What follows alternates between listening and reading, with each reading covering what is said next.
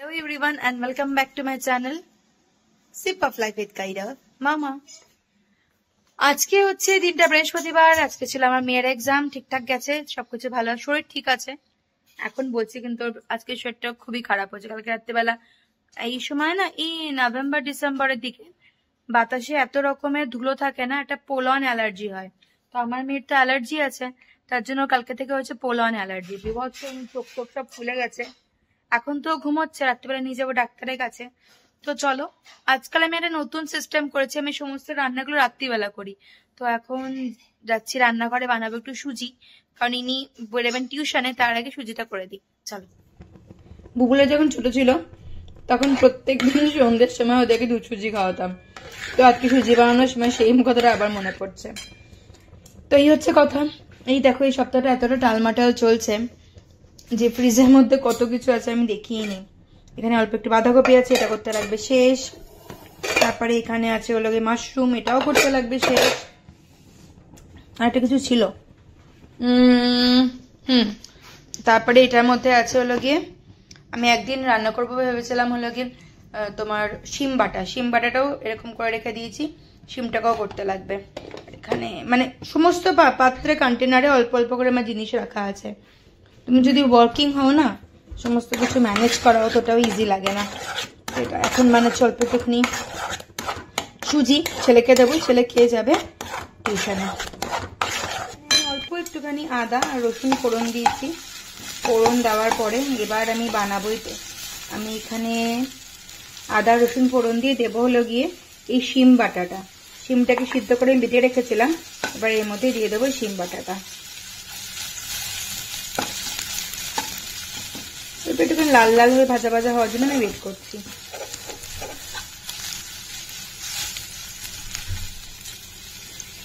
এখানে আমি দিয়ে দিয়েছি আদা রসুনের ভাজার মধ্যে এই শিম বাটাটা।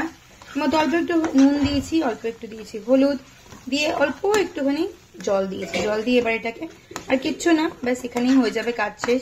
জাস্ট এটাকে নাড়াতে লাগবে কিছুক্ষণ, 5 to 10 minutes, ব্যাস তাহলেই হয়ে যাবে আমার এটা কাজ শেষ।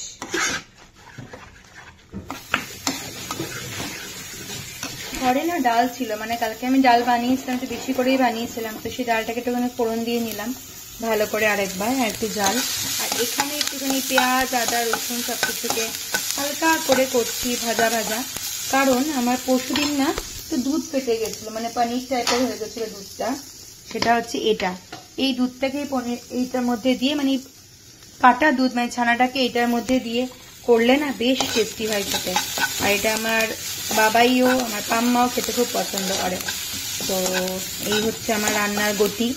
একটু ধীরে ধীরেই চলছি আমি, বুঝতে পারছি, কিন্তু এবার একটুখানি স্পিড আপ করতে লাগবে। চলো স্পিড আপ করি কাজটাকে। এন্ডে বানাচ্ছি, মানে লাস্ট ডিশ বানাচ্ছি হলো গিয়ে ডিমের আমলেট দিয়ে ঝোল। এটা খুব টেস্টি লাগে, আর এটা মোটামুটি আমার বাড়িতে আমার মেয়ে ডিম খেতে না চাইলেও এটা খুব শখ করে খেয়ে নেয়। তো আজকে রাত্রের লাস্ট ডিশ হচ্ছে ডিমের আমলেট দিয়ে ঝোল। দিয়েছি পেঁয়াজ আদা রসুন টমেটো সবকিছু দিয়ে এবার এটাকে ভালো করে আমি করছি, কি ভালো করে করছি আমি এটাকে, এবার মশলাটাকে কষাচ্ছি। মশলাটা কষে গেলে তার মধ্যে একটু গরম জল দিয়ে দেবো এই ডিমের আমলেটগুলো, তাহলে হয়ে যাবে আমার ডিমের আমলেটের ঝোল। তো চলো। আর এখানে আছে আমার কাছে অল্প কিছু বাসন, এখন এই বাসনগুলো মেজে দেবো, কারণ লিসা গেছে তলায় মামাকে নিয়ে, আর ঘরে আছে আমার অ্যালেক্সু। আমার মোটামুটি এটা ভালো করে কষানো হয়ে গেছে, আর একটু কষলে হয়ে যাবে। জাস্ট মশলাটা থেকে মশলা থেকে বেরোবে তেলটা, তাহলে আমার এটা হয়ে যাবে কষানো ডান। আর একটু কষানো হলে হয়ে যাবে আমার রান্না রেডি। কষানো মোটামুটি ডান। এবার আমি এর মধ্যে দিয়ে দেবো গরম জলটা। গরম জলটা দিয়ে রান্নাটা করলে না একটু রান্না টেস্টিও হয়, আর একটু জলদিও ফুটে যায়, তার জন্য গরম জলটা দিয়ে করাটা আমি প্রেফার করি। এখানে হয়ে গেছে আমার বাসন মাজা কমপ্লিট, আর এখানে হয়ে গেছে আমার ডিমের ঝোলে চলে এসছে বয়েলও। এবার আস্তে আস্তে করে দিয়ে দেবো এই ডিমের আমলেটগুলোকে।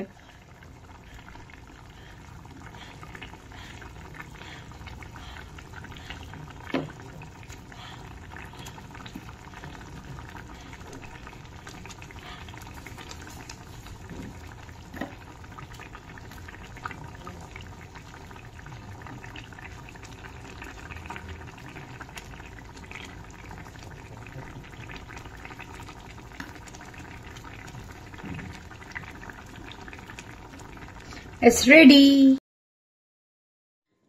মোটামুটি রান্নাঘরে কাজ শেষ, মানে রান্না শেষ আমার। এদেরকে খেতে দিয়েও দিয়েছি। এবার বাবাইকে নিয়ে যাব ডাক্তারের কাছে। ডাক্তার তো বলেছিল 8:30 থেকে 9টার মধ্যে আসতে, তাই ঘর থেকে 8:40-45 নাগাদ বেরিয়েছে। আর এই যে এনার হাল খুবই খারাপ।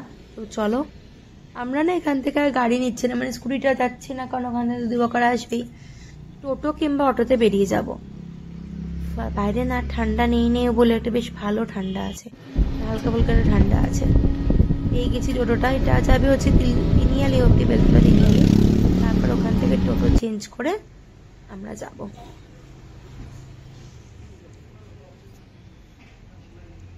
বাবাই না বলছে বাবাইয়ের কিচ্ছু খেতে ইচ্ছা করছে না। যেখানে ডাক্তার দেখাতে গেছিলাম তার পাশেই এই একটা মুম্বাই স্ট্রিট ওয়ার্ল্ড বলে দোকান খুলেছে। এটা হচ্ছে জয়নগর থেকে 6 মাইল যাওয়ার পথে রাইট হ্যান্ড সাইডে পড়ে। যদি তোমরা জয়নগর থেকে 6 মাইল যাও তাহলে রাইট হ্যান্ড সাইডে পড়বে। দোকানটাতে মুম্বাই স্টাইল সমস্ত কিছু খাবার দাবার আছে। আর দোকানটার মধ্যে ছোট ছোট ছোট ছোট করে মুম্বাই সিটির অনেক রকমের কথাগুলো লেগেছে, জাস্ট ফিল লাইক মুম্বাই বলে। আর সব থেকে বড় কথা, এখানে পাওয়া যায় বড়া পাও। শুধু বড়া পাও না, বড়া পাওয়ার সঙ্গে যে মেন চাটনিটা থাকে ওটাও আছে। আমার তো খেয়ে ভালোই লাগলো। গুগলের ভিতর সসও লেগেছে, কিন্তু আমার কিন্তু ভীষণ ভালো লেগেছে বড়া পাও টেস্টটা। বড়া পাও খেয়ে তারপর চলে এসেছিলাম ডাক্তার দেখাতে। আমাদের দুজনের পরে ছিল, যখন মানে বড়া পাও খেয়ে আসার পরেও আমরা দুজনের পরে। তো চলো। বাইরেও ঠান্ডা লাগছিল, তাইও এসে গাড়িতে বসে গেছে।